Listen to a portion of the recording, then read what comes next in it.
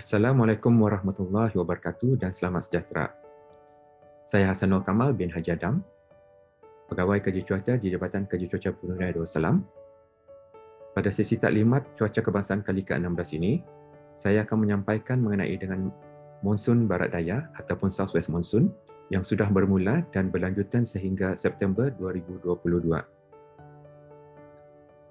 Pada taklimat kali ini, saya akan membincangkan mengenai dengan apa dia monsun barat daya, kenapa ataupun bagaimana terjadinya monsun barat daya secara ringkasnya, apakah jenis dan juga impak cuaca semasa monsun barat daya, dan pada penghujung taklimat nanti saya juga akan mengungsikan jangkaan panjang turunan hujan iaitu dari Jun, Julai dan Ogos 2022. Cuaca negara Brunei Darussalam dipengaruhi oleh monsun. Pertama, monsun timur laut dari Disember sehingga Mac, monsun barat daya dari Jun sehingga September, dan monsun peralihan ataupun intermonsun.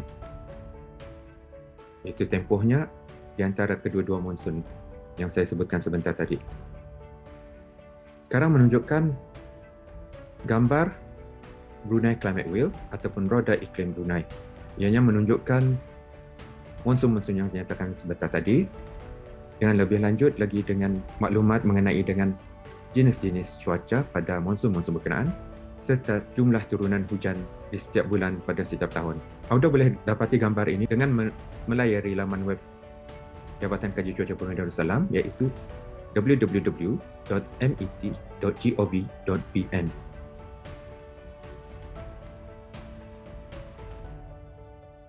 Sekarang saya kongsikan rainfall climate normal ataupun iklim normal bagi turunan hujan. Dari graf ini, ianya dapat dirumuskan bahawa bulan Oktober, November, Disember dan juga Januari mempunyai turunan hujan yang tinggi, manakala bulan-bulan Februari serta Mac mempunyai jumlah turunan hujan yang rendah. Okey, kita tumpukan balik perhatian kita ni pada topik taklimat cuaca kebangsaan kali ini, iaitu monsun barat daya. Apa dia monsun barat daya itu? Monsun barat daya merupakan monsun selepas berakhirnya tempoh monsun peralihan, iaitu sekitar hujung Mei. Ianya berlanjutan sehingga September setiap tahun. Semasa monsun barat daya, angin bergerak melintasi negara dari arah barat daya, yakni bergerak dari daerah Belait menuju daerah Tutung dan seterusnya Brunei Muara dan Temburong. Begitu juga dengan cuaca, jika terjadinya hujan atau hujan berpetir di kawasan daerah Belait semasa monsun barat daya, besar kemungkinan hujan atau hujan berpetir berkenaan akan menuju ke daerah Tutung dan kemudiannya daerah Brunei Muara dan juga Temburong. Terdapat dua jenis cuaca yang lazim berlaku semasa monsun barat daya ini. Pertama, jerubu. Kedua, hujan berangin ribut. Mungkin habis kita ada bertanya, macam mana boleh masa monsun barat daya itu angin laluannya dari arah barat daya? Kebanyakan negara di hemisfer utara termasuk China, Jepun dan Korea, negara-negara ini mengalami cuaca panas ataupun sama yang kata ni. Berarti kalau sama, suhu udara di kawasan negara-negara ini tinggi tu . Secara teorinya, suhu tinggi berarti tekanan udara rendah. Apakah corak keadaan cuaca yang lazim semasa monsun barat daya? What's the general weather pattern during Southwest Monsoon? Pertama, cuaca cerah dan panas. Kedua, keadaan cuaca berangin. Dan hari berlakunya hujan adalah berkurangan dan juga jumlah turunan hujan berkurangan. Dan terakhir sekali, keadaan cuaca tidak menentu dengan hujan sekali-sekala lebat dan berpetir, terutama semasa cuaca hujan berangin ribut.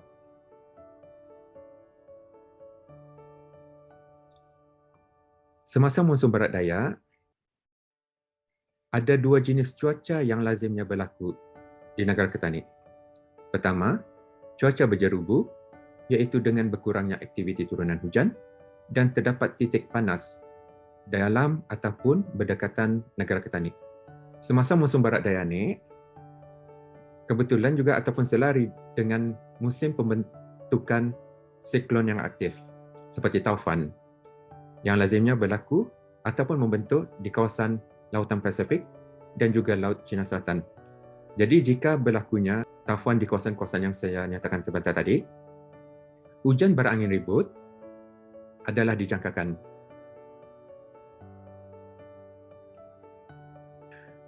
Apakah dia impak cuaca semasa monsun barat daya? Pertama, kejadian pokok tumbang dan atap terbang dan seumpamanya semasa hujan berserta angin kencang melanda negara Ketani.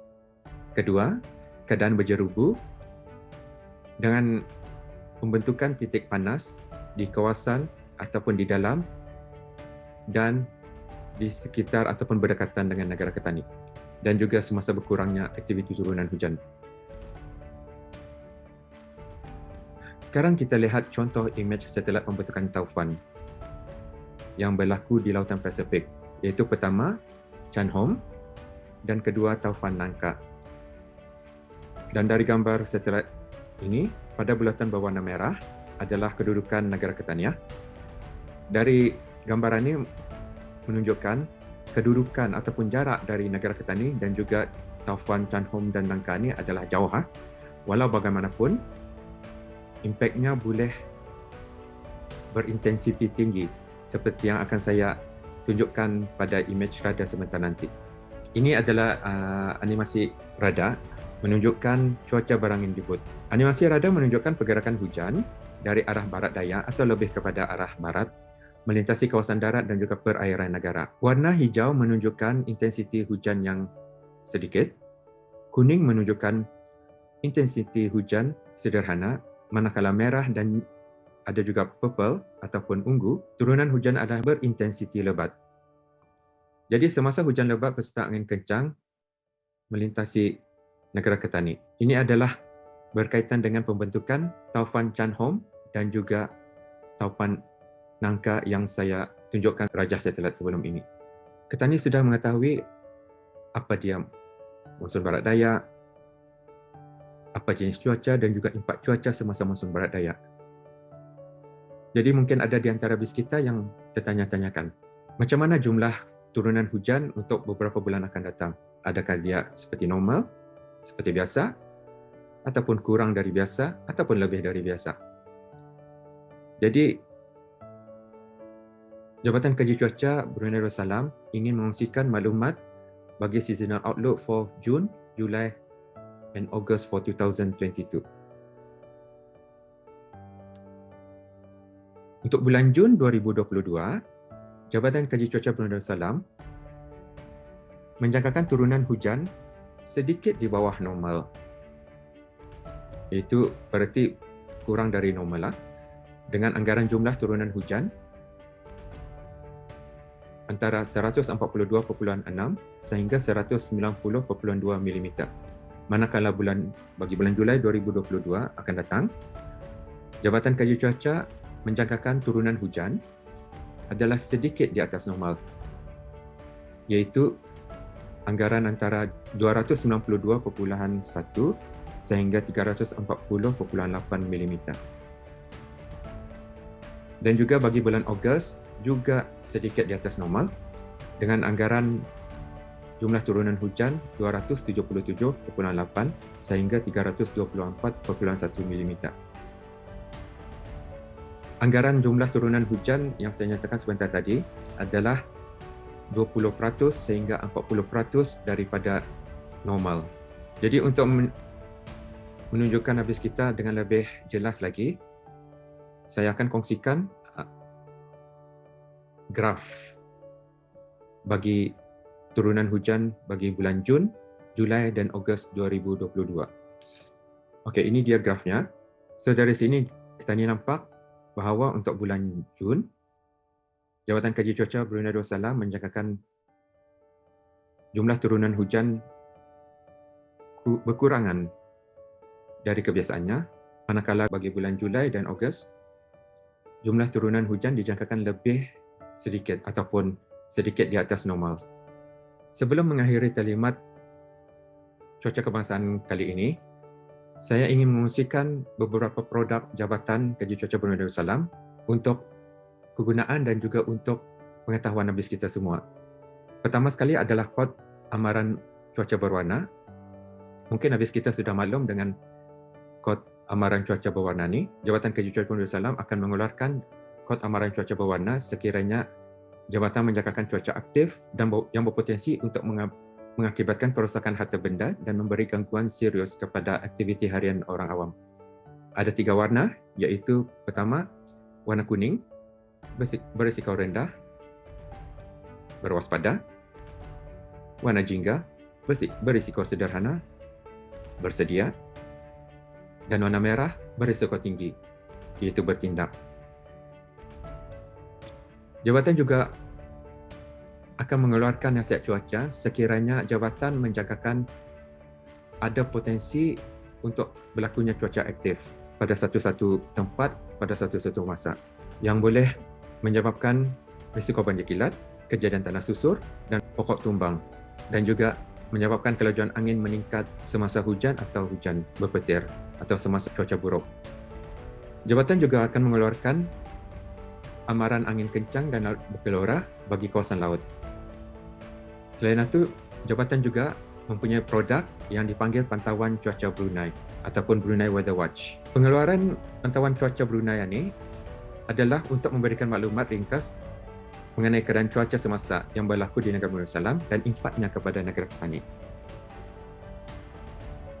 Okey, ini adalah contoh amaran cuaca berwarna kuning yang mana akan dipaparkan bilakah amaran berkenaan dikeluarkan dan bila ianya mansuh, dan ada juga catatan yang menyatakan dengan lebih detail di mana kejadian, di mana yang berisiko cuaca aktif berkenaan. Sekian, terima kasih.